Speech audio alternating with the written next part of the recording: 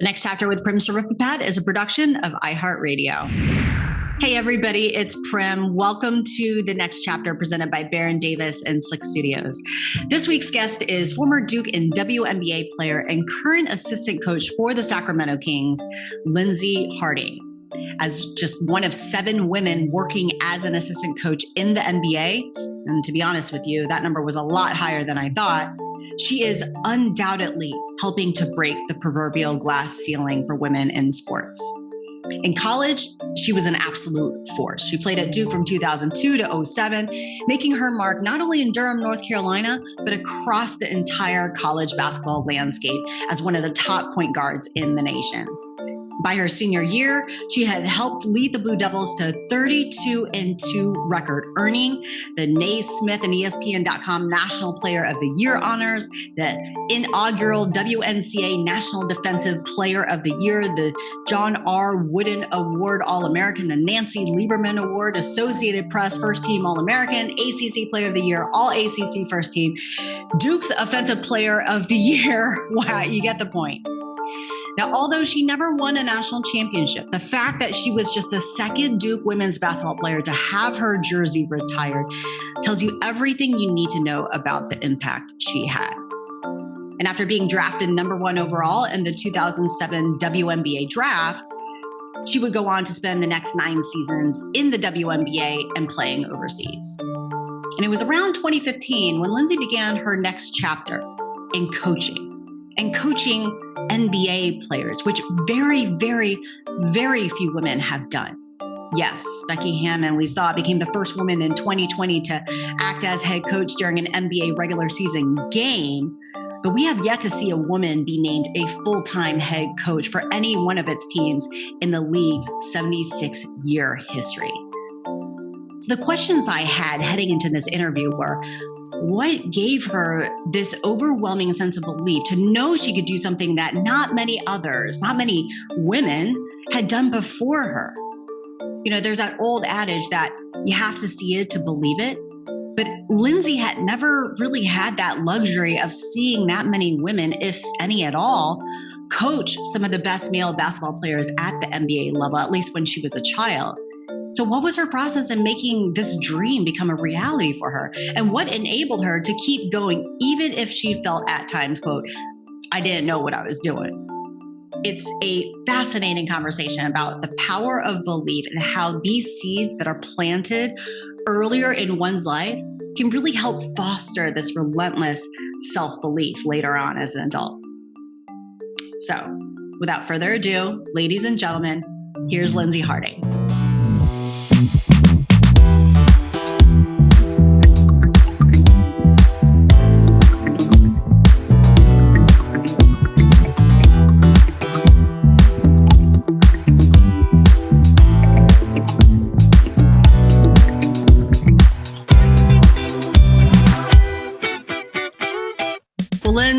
It's awesome to see you. I know that you are winding down with summer league duties. I would imagine that you're enjoying the hotel room extravaganza after having been there for how long now? Well, actually, we did the California Classic first in San Francisco. So I left my home July 1st. And then July 5th, we got to Vegas. So I'm here for another couple more days.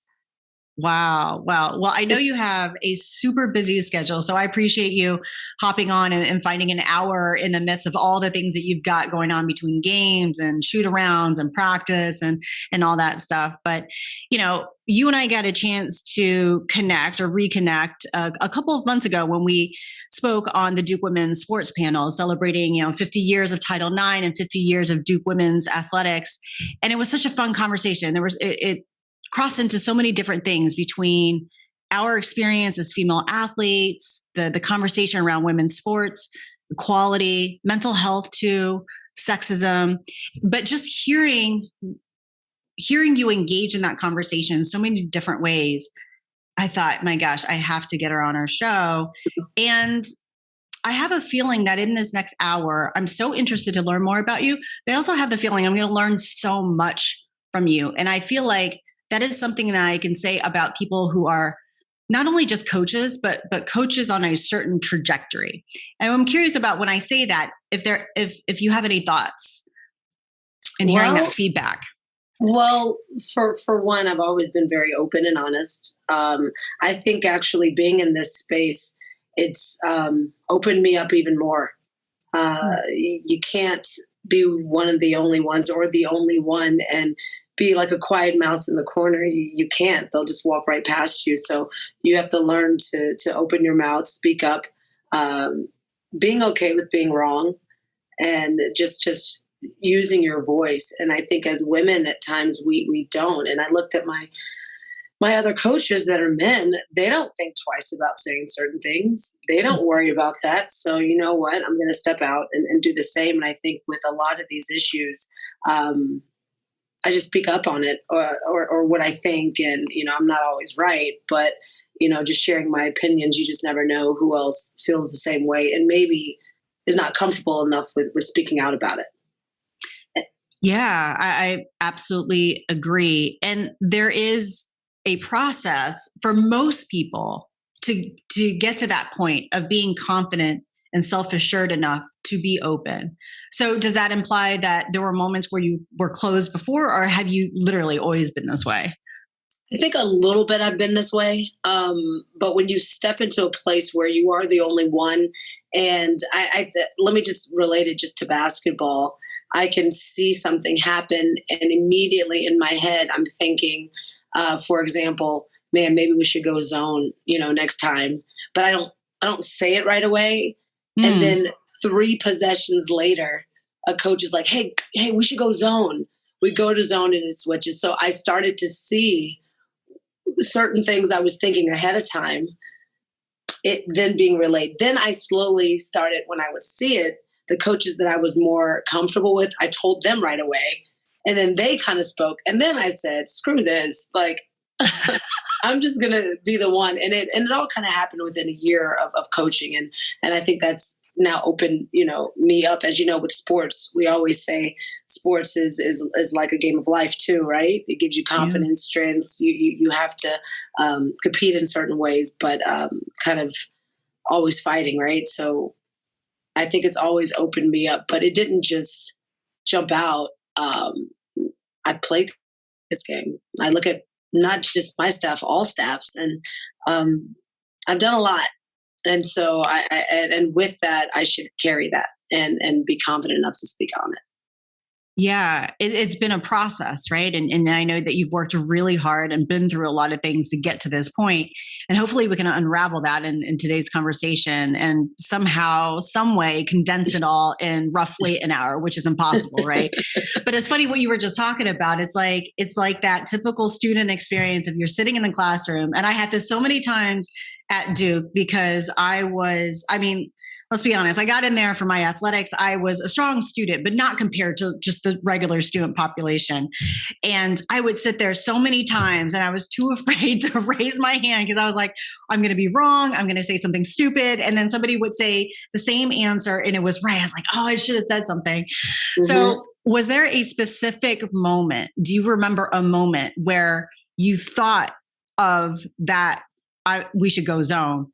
And then somebody else said it, was there a specific, was that the specific moment? Or was there another time when you were like, that's it. This is the time I'm going to just say what's on my mind because I know this game. Well, for one, I got into meditation heavily, around that time.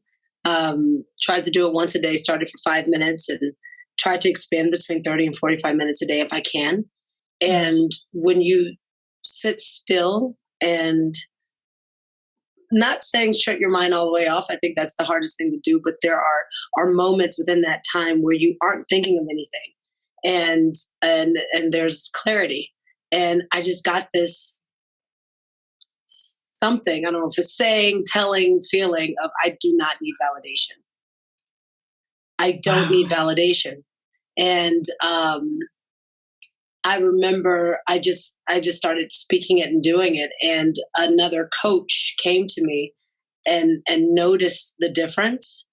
And it was confirmation because he said this straight out. This is awesome because you never needed validation. It was the same word. I know it's kind of weird. It was the same word that came to me like when I was meditating to like, and that's the thing. It's like we're worried.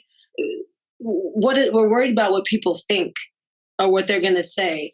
And for one, let's define like worry. It's something that has never happened or may not happen, and we're stressing for nothing. Like we create this stress of something that could possibly not happen. And then secondly, I'm worried about what this person like really like who are you? You know, you're no better, you're no worse than me. If you're a person of faith, you aren't God, nor am I. So like we tend to put ourselves lower than other people when we get in those situations of I'm not going to speak my truth. So it's a lot, but it's like a lot of these things kind of went through my head. I was reading Eckhart Tolle, The Power of Now, and being in the moment and being present. And that was the book for me. That was the book for me. I think you should read it once a year, honestly. Like, and it was just, I mean, what's the worst that can happen is they say, no, we won't do it. Like really. And, you just have to you have to do it. You're not going to tiptoe in cold water in the pool. You just jump in, just jump in. It really does. It makes sense. And hopefully I'm understanding. I'm starting to put some of the pieces together because my question going in was, where does she get this belief? Because I want the audience to understand and recognize like these little seeds might be planted earlier on. But I was wondering, like, where does she get the belief that and the confidence to know that she can do something that not a lot of women or just people have done, be able to coach NBA players, you know, you're blazing a trail. And I've heard in other interviews, you kind of like, there are moments it seems like where you kind of recognize what you're doing, but you're like, it's really not that big of a deal. But to get to where you are, I think it's so fascinating and awesome that you clearly have this sense of confidence and self-belief to know that you belong where you are right now. But it sounds like the meditation piece to be present, to be aware, allowed you to connect with maybe this inner voice, this inner intuition, and just kind of discard all this other stuff that might have been getting in the way. Am I processing maybe some of that, or how did you feel? Exactly. If you read, The Power of Now, right? All of the voices in our heads, right, that are negative or putting you down or discouraging you is not from, your intuition, we'll say that, or your higher self or whatever people call it. That's not where that's from. That's from like the ego side or the negativity side. And you have a choice to either live through that or the other side. Because no matter what you're doing, there always are two sides, right? So in any situation, I can take it as, man, this is really hard. Oh my God, I don't want to be here today versus, you know what, I get to be here today and I get to get better today. So it's a quick thing. Understanding everything we do does begin with our thoughts. So, a bad thing can come in our head, a negative thought can come in, and that's fine. And it's fine to recognize it. And it's also fine to turn that negativity, may take a few minutes, around and say, you know what, I get to do this today. Mm-hmm. So I made a conscious choice, and it's still a battle, right? It's still a battle, but I made a conscious choice, and understanding, like looking back in history of the first woman to do anything or the first person of color to do anything. What makes you better than me? Is it your gender? Is it the color of your skin? Is it what are we talking about here in 2022, right? So you're talking about the game of basketball. I played it at the highest level. I've been coached by men and women and have learned amazing things from both equally. What are we talking about here when there's other men coaching that have never played even close to the level that I've played? And so, and it's not like they're saying that, it's me throwing all this negativity at myself. So, it starts with you in everything you do. You have to believe that you can do it. You have to be okay with putting yourself out there and being comfortable completely in the unknown and just giving it all you have and being okay with whatever the results are. Because if you're focusing on the results and holding tight, things can't flow. So I'm not at any end result. I'm giving what I can, and I'm out here. And once you put your reputation out there and who you are, it's easier now. It's so much easier now. Now it's like, this is Lindsey. right? So you do have to kind of come out of your shell. I remember early on, maybe after a first year, it was another team talking to me about another job. It would have been another step up. And they talk to other coaches that you've worked with, and everyone has had great things, but they're like, oh, well, she's new and, she might need to speak up more. It were these things. And I'm like, wow, did I not get that next thing for something that I chose not to do? I had it in me. I just didn't do it. So I told myself, well, I'm not going to not get a job because I didn't want to open my mouth, or I didn't want to be the only one. Now I don't care. I could be the only one saying we should go left, and the other 30 men could say right. I don't care. And so, you go through some of these things and you take it as learning. And I just want to be I just want to be better. I just want to be a stronger, better person, and focus kind of on me. I think that's, instead of on the outside, just focus on me. Yeah. Well, there's certainly this theme of like just speaking up. And that's so interesting that was one bit of feedback that you had in going through this maybe interview process, potentially a conversation about taking that next step in your coaching career, and not speaking up was one part of it. And so, it kind of ties into my curiosity about your self-belief, some of the other things that have built up and continue to build up your voice.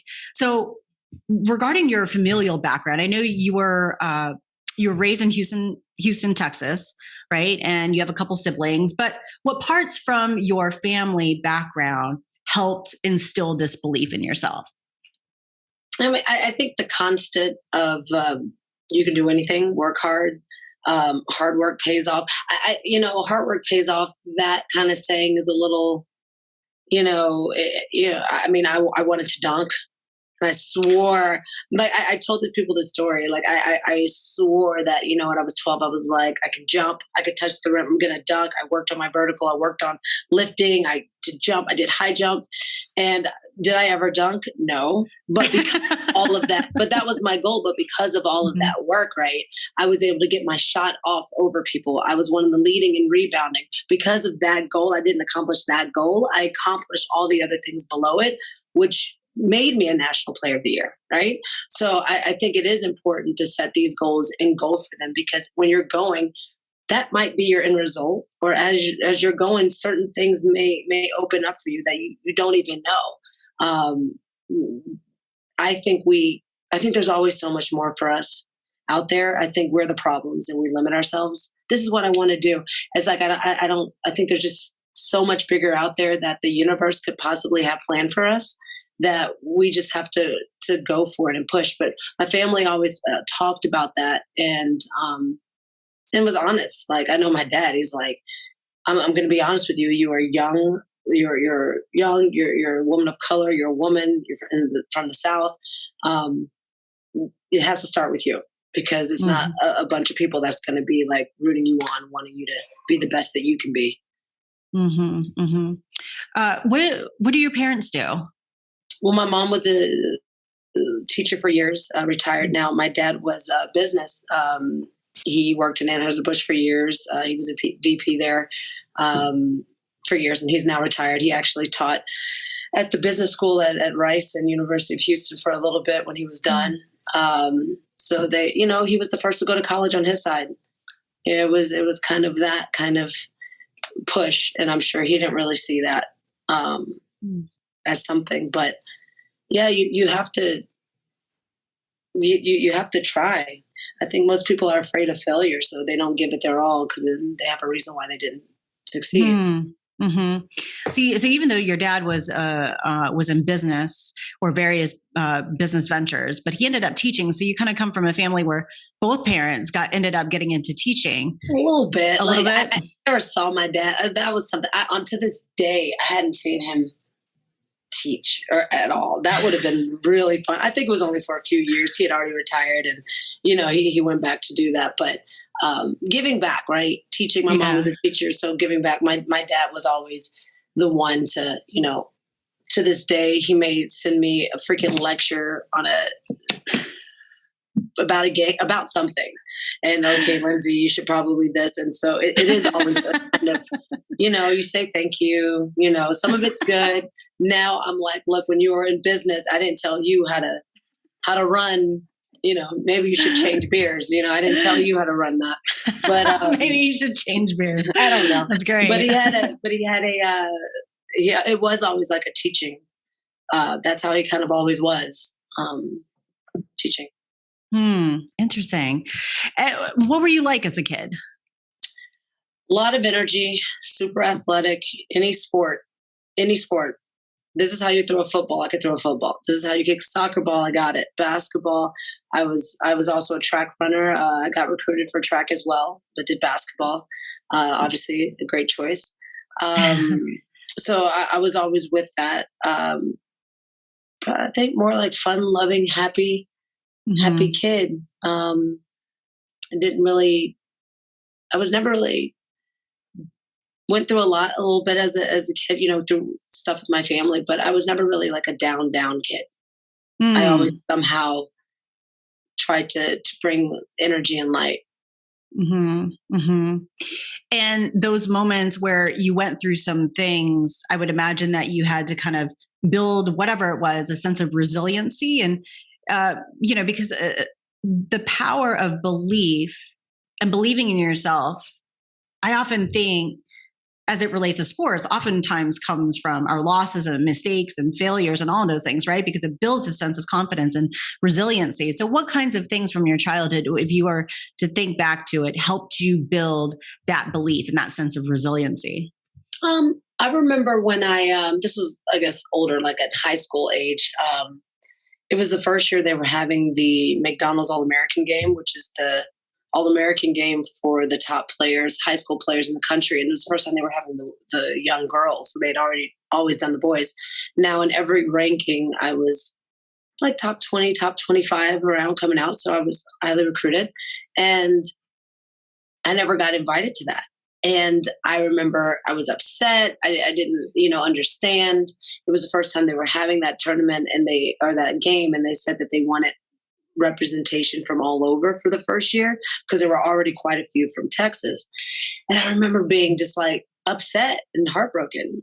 Like I saw people that were selected and, we all see that in life. Like you got it and you got it. Like I'm better than this person or I'm this and this. They not see that tournament. Like it was blowing my mind. And so years later, go to college, have a great career, get drafted. And was drafted, number one. And I remember after that, my dad brought that up. He goes, do you remember? And you were just bawling your eyes out. You were upset. You didn't make that. And it's like, look, you worked so hard to look at where you are now. Would you rather have that? Like sometimes you got to think about things in life. Would you rather have that or would you rather see what else can open up for you in the future? I mean, sometimes some people have both. That's fine. But like, what is that? And I think that also taught me to stay in my own lane. Like I'm over here looking at what other people are getting and doing. That's their journey. That's their life. That's their path. Like I try to, as a kid, jump off of my path so much looking at other people. Like I'm focusing on my journey, my life's path, my life's purpose, on what I'm supposed to be doing. And once you focus on that, things open up for you because what good is it for me looking at, well, I'm better than that person. Look at what they got. Like that's their life. So that kind of like taught me that part of it and saying like, sometimes things work out, sometimes things don't, but 100% sure it won't work out if you don't give it everything. So it's like, do I have, sorry for saying this, I've been around these guys, do I have the balls to give it everything I have and be okay with the results?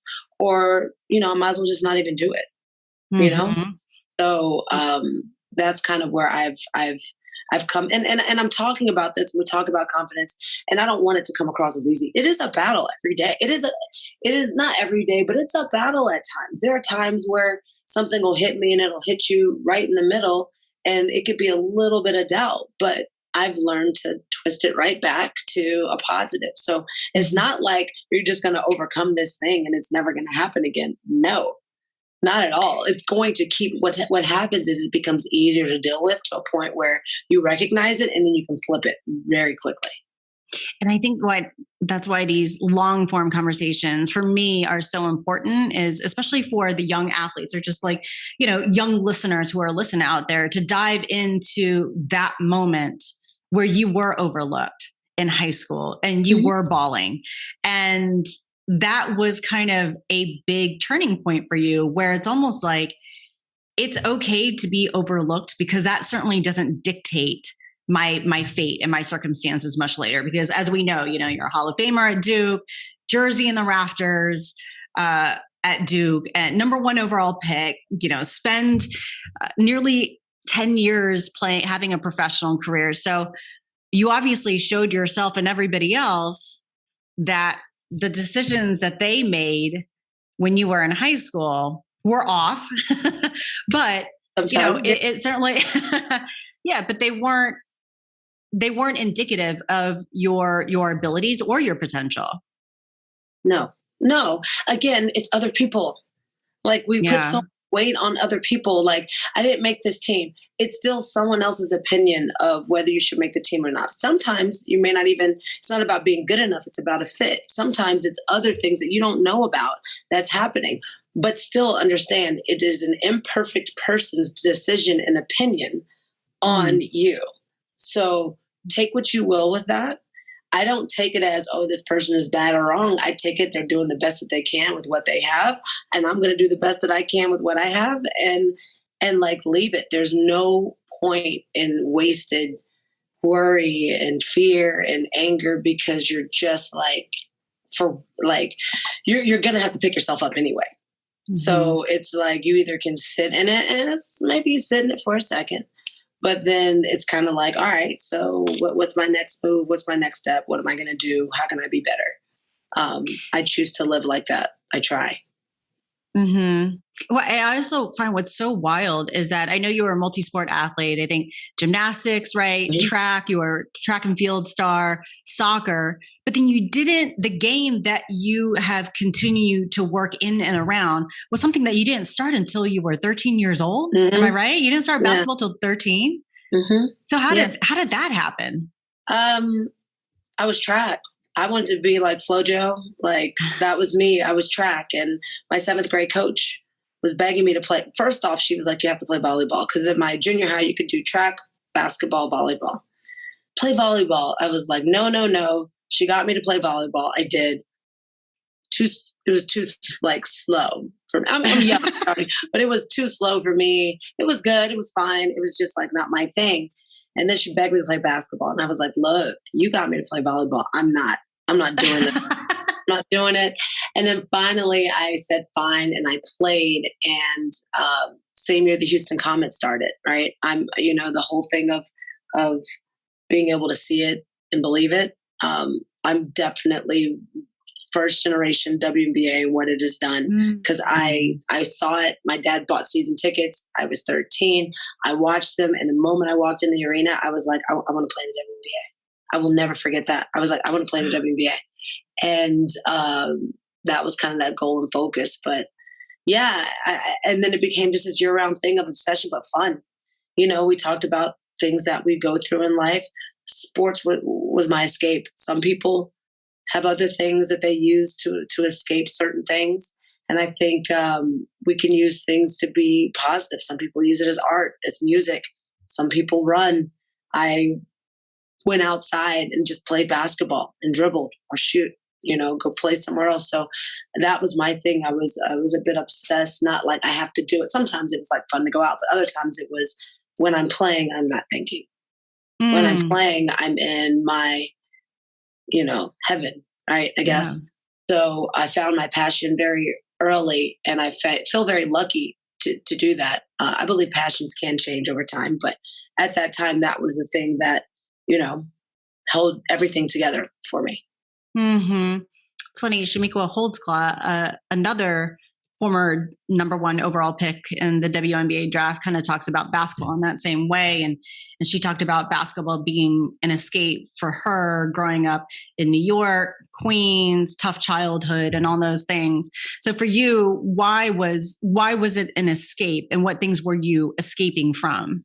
I mean, or why was it a good distraction? I just think that It's good because it's a momentary distraction, right? But let's be real in life. You're not escaping anything. Like the real thing in life, no matter what, even if some things are suppressed for 5 years, it's going to come up 20 years later. It's going to come up 15 years. So at some point you have to face things. But, but at that time, it was the thing that, I was looking forward to. I would have dreams about me playing professionally or in college. I would do, the countdown with the ball, 3, 2, 1, make the shot, win the game. Like I would do all that. I would watch it on TV. I would, mainly at the time it was men, then it started to be women, watching them play. I would practice the fancy moves and then I would be at the park playing with the guys all the time, just the guys playing basketball. So it was joy, right? It was joy. It was fun. We have our things in life that brings you joy. And sometimes if you ask someone, like right now, what brings you joy? Some people just don't know. And I could say very young, what brought me joy was basketball. It would give my energy up. It would bring me just excitement. And I would play till I was exhausted. As an athlete, as a kid, you used to just be exhausted. Like when you're done playing, you want to it's one of the best feelings in the world. You want to go in the house and Dad, don't sit on you're sweaty, but like you're exhausted. I just remember my dad's like, you play so hard. Like you're by yourself. Why are you going so hard? And you're coming in and you're exhausted and you're drinking a gallon of water. But like, it was fun for me. It was never, when it started to feel like real work, that's when I knew I had to start to retire. But all this time, it was always just fun.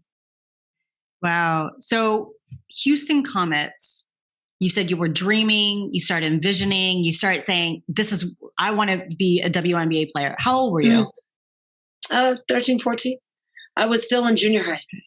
Okay. So literally like right around the time you started playing basketball, and then it happened just like that. You're like, you picked it up and then you saw the Houston Comets, you saw the template, and it was there. You're like, that's what I want to do. It was there. It's amazing how some of those players I saw that I looked up to, I ended up playing with or against for a year or two. It's amazing to kind of like see that. But there was a player, her name is Ace Clemens, I believe. I believe it's Ace Clemens. She went to Tennessee. She got drafted by the Rockets. I was at some camp. She came and she spoke. I don't believe, I don't want to be disrespectful. I don't really know how many minutes she ever got in the game. I don't know if she even made the team. It didn't matter. Like, she did everything I wanted to do, and she came in front of us and spoke.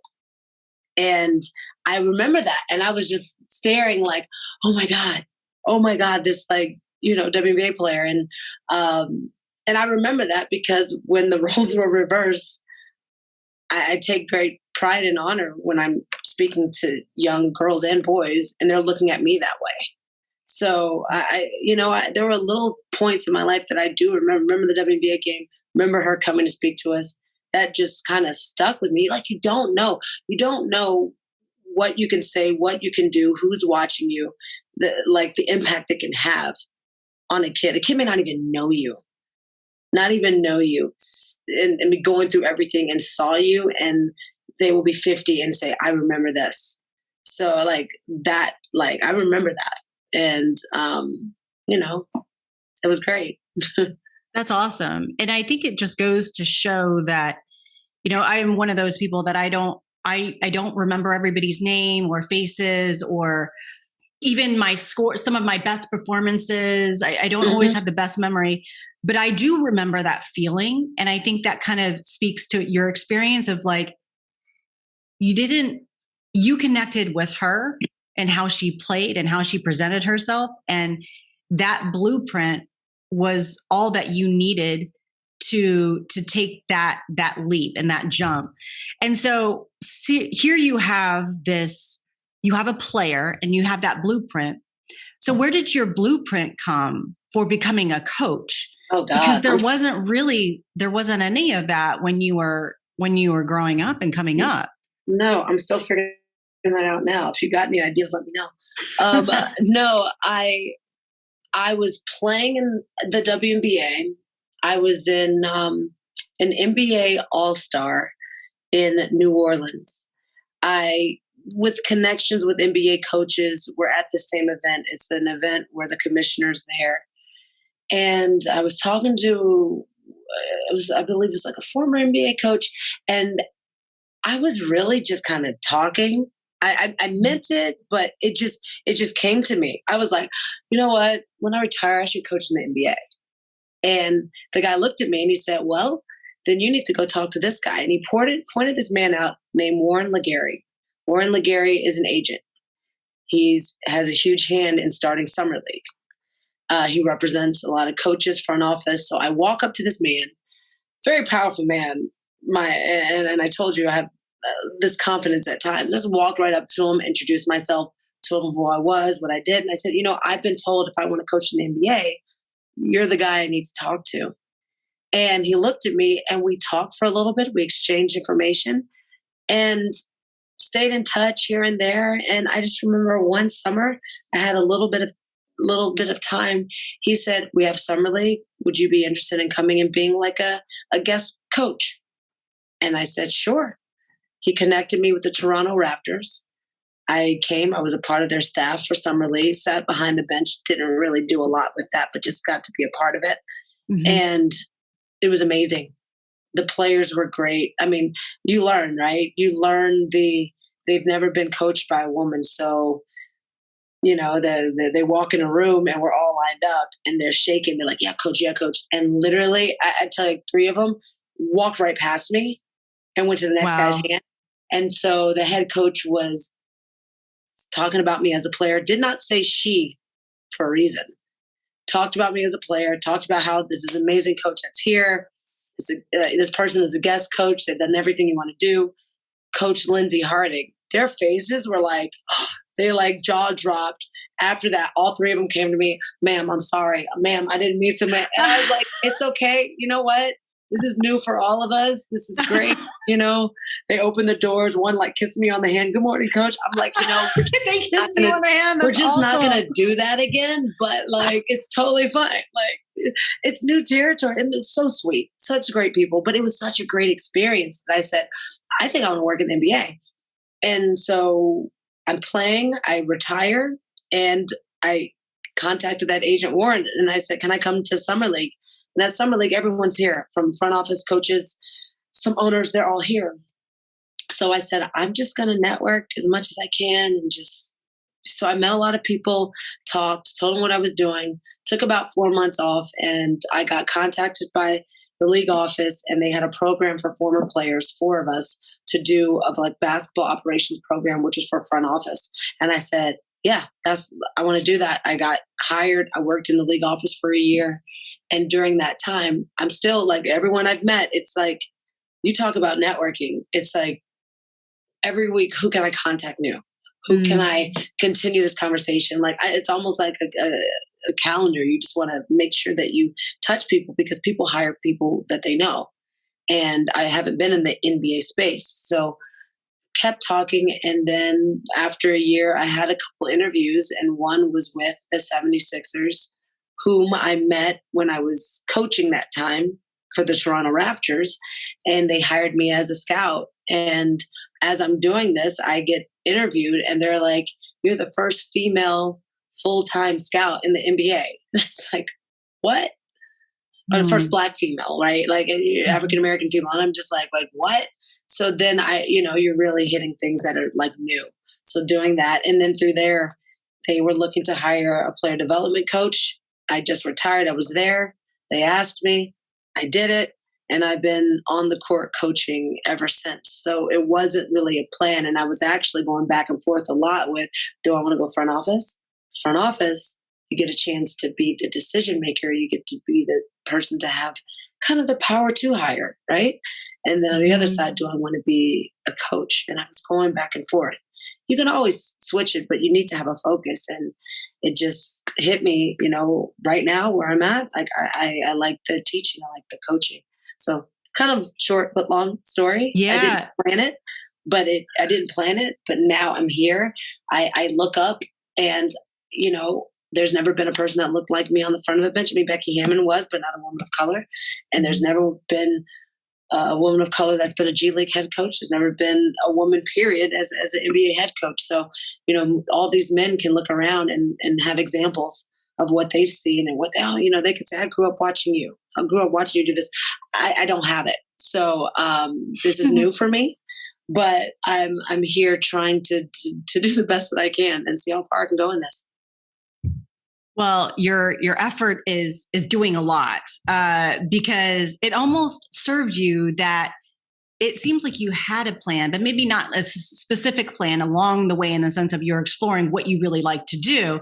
And it played to your favor because you just ended up breaking glass ceilings in the front office capacity, behind the bench, in front of the bench, in so many different ways.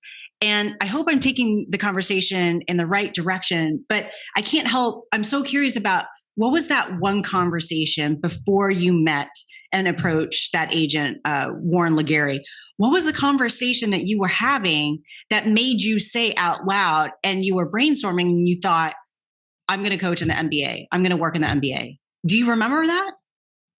I was at this event and it was, a couple WNBA players, few women, a bunch of men, right, that work in the NBA. And I was talking to a coach about coaching. It's always, what do you want to do when you finish? Have you thought about it?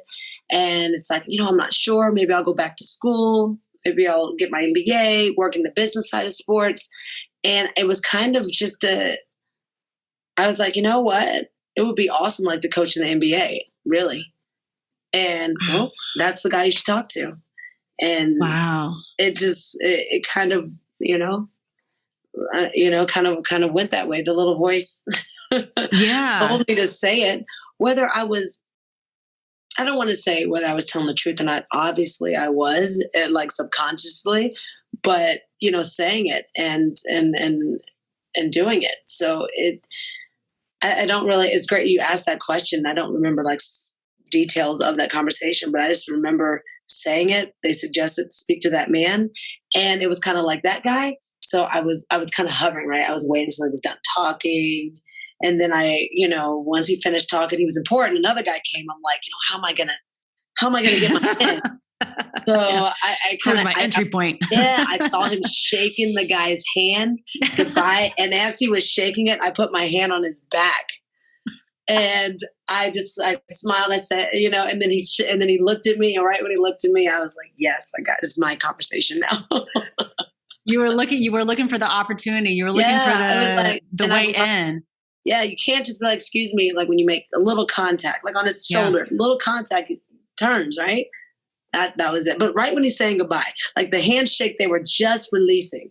Like that's it. And that's releasing. Why you were such a good point guard, is because you have vision, as other people have kind of mentioned. You have court vision. You have that basketball IQ. And I think what's so, it's, that position as a point guard, you really have to you have to be saying what everybody else is doing. You have to look for cues in so many different ways and angles. And I think that's so fascinating that you just took, and I think this is really important for people to know, because that conversation was the jumping off point for you to get into coaching. And just for that moment, you had probably 10 ideas come out. Maybe I'll get into business, go back to school. You know what? I should coach in the NBA. And then boom, somebody gives you a piece of advice, and you could have sat there like most people do and just say, oh, that's interesting, and walk away and not do anything. But you actually took that person's advice. You went directly to the person to go to, because this is a person that represents some of the biggest NBA coaches, right? And you didn't waste any time. Like, you were a shark and you went for it. And I find that so fascinating. I think I've always been very good at reading people. Like, when I meet people, you shake your hand. I'm sorry, I could be hippy dippy, but I'm into, like, energy and vibe, and I can feel it, right? I can feel it. And gosh, I got to remember who I was talking to, but it wasn't like, oh, talk to that person over there. It was like, no, you should go talk to him. And I was like, well, all my doubts should be gone because this guy's suggesting that this guy is for real. Like, of course, a quick thought, what do you think, I'm serious because I'm a woman? And then that's me being like, do I want to work in a league that's really going to treat women that way, right? So I just went right up and did it, like, because a big part of that time there was networking, because I was still had like 4 more years I was playing, but I wanted to keep connecting with people and meeting people because people want to meet you while you're still playing. So it wasn't, I was definitely going to go talk to him because it was just another contact I needed, but it was just, I was going to talk to him about being a head coach. And I just threw it out there. I was like, you know what? I was told that if I wanted to be a head coach in this league, I needed to meet you and talk to you. So here I am. I'm Lindsey Harding. Wow. And that's like kind of how it went. That's just kind of how it went. And is it correct that you hadn't really aspired to coach? No. That wasn't a thing. Even though some people had mentioned it to you or suggested it, that was not a thing that you wanted to do. Nah, they've always mentioned it. My college coach, Kel Guest, of course, she'd be a great coach. I thought she was out of her mind. I was like, you're crazy. I'm not dealing with this. Are you crazy? But it's wild, huh? Again, you make these plans, these goals or whatever, and sometimes there's another plan in store for you. Or as you grow, right, as a person, and certain things open up, you know, your taste may change now. So it's kind of changed. But it's an important lesson, I think, because that was probably around 2014 or so, because I know that you joined Toronto 2015. So it must have been a little bit before that, 2014. You retired 3 years after that in 2017. So the point of that, and a lesson that I want athletes to get used to hearing is beginning the transition from sport early. So you were already in that mindset of like, I don't know what I'm going to do, but I'm talking, I'm networking, I'm brainstorming, I'm thinking about the options, and I'm planning for the future, even while you're playing and you hadn't retired for another several more years. Even when you're in college, you have boosters, you have alumni, you have people paying for your scholarships, you have, you know, meeting people, shaking their hand, getting their information, sending them a message 3 times a year, something. And the more you actually, you know, people, I'm not saying tell all your business, but when you're actually open and a little vulnerable where people can see who you are and they like you, some people want to help you. Then there's some people who are, you know, may not, but they may be references for you, right? They may be willing to stick their neck out to talk to someone for you. So you don't know who knows who. You don't know who's connected with whom and who can get you connected with someone. You don't know. It's obviously easier when you know what you want to do. But if you don't, it's okay to say, you know what? I'm not sure. I have an interest in this and this.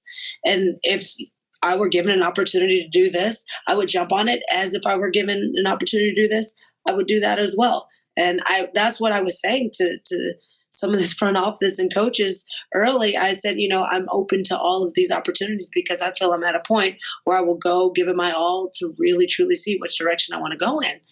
And as I was starting to go, people started saying to me, okay, pick a side.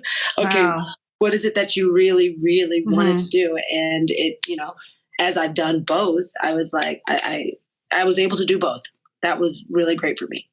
I find it so fascinating that your pattern seems to be like, you might start something, like you might not realize or start something until later, but once you do start or realize something, your trajectory is so fast. Like you don't pick up basketball until 13. And then within, you know, by the time you're walking away from college, you're the number 1 overall pick. And then, you know, at the last minute, you're like, you know what, coaching is my thing. And then just several years later, like, look how far you've come. You've broken so many glass ceilings. And I'm just, it's so interesting. Do you feel that way? Do you know why it is that way? So what we're not talking about is, I hear what you're saying. And yeah, that does move kind of fast. Like life can move that fast. Also understanding that in this job, especially during the summertime, there's always calls, there's always opportunities. I've had interviews for jobs. Been finalists for jobs in years, like each summer, finalists for like different jobs. There's been a lot of no's. That's what we're not saying here too, is like, there's been obviously some yeses because I'm where I'm at and I'm growing. But in the NBA, I've had far more no's than yeses. But I also have been very thankful that I've had the opportunity for people to tell me no, because I remember one time I had 4 interviews for different jobs and great experience, did a great job, saw who they hired, completely different than me. So it's like, you hire who you want. And I remember I was frustrated. And another coach I was working with at the time told me, he's like, at least you got interviews. Do you know how long I've been in this business? I'm lucky to get one. And he's like, you're going to do it. They're always there. Like, there's not many women. You're there. You're doing well. Like, you're right there. And so I change it to a positive. But yeah, there's, even in this is great. And sometimes with the NBA, it's not necessarily, it's an interview. It's hey, we may do this. And you're like hoping for it. And then they don't do it. That's a lot in this too. And you're just like, God dang it. Like, no. But I'm understanding I'm in a job where I want to be a head coach in this league. I'm not just doing it just to do it. I want to do it. But you know what? So does everyone else here. There's only 30 people in the world that can do this. 30. Like, it is hard for men to get this job. There's assistants that have been great assistants for 20 years that are ready, that should be head coaches, and they are not getting opportunities. So you would think I'm crazy stepping in this, which, sometimes, you feel. But it's like, I'm now to the point, I've now moved to a point in the NBA where even my next job is very difficult for anybody to get, whether it's moving to the front of the bench, whether it's moving to like the G League, whether it's moving, like I'm now right there. Not that the other jobs were easy, because they weren't, but I'm now very hard where it's like, well, there's only 30 fourth assistant coach positions in the world. Yeah. There's only 30 third assistant coaches in the world. So it's like, it's now you're getting to that point. So understanding I'm still getting no's. I'm still getting shots to, we all have a little ego, to my feelings, to whatever. And, you still smile, you have great relationships, you learn, but it's like the unexpected kind of happens. Like my jobs that I've gotten, I didn't really go for them. They came for me. And so, and it worked out well. So that's kind of like, what you're waiting on to happen. And so, yeah, people don't know, like they're definitely going to be a lot more no's, a lot of no's, but it's not going to break you down. It's like, well, all right, then let me get better. Then let me get this better. Let me grow. That wasn't supposed to be for me, which I always pray and say, please don't put something in front of me that's not meant for me. And don't do that. Don't give me the choice to make the wrong choice. Seriously, don't. That was like I'd said this before one of my meditations. I said, please, universe, God, light source, whatever you want to call it. I just said, please don't put what's not meant for me in front of me, because don't give me the choice to make the wrong choice, because I trust you more than me. So don't do it. And so and it's been good. And it's actually happened that way, where I've gotten really close and then they've decided this, or they decided not to do that, and I'm like, you know what? You're answering what I said. So please keep doing that. But when something is presented in front of me, then it's like I've taken them and I've been going, moving in the right direction. I appreciate you pointing out the no's and the rejections and those moments where everything doesn't go our way, because that is the natural course of life. Most things aren't going to go our way.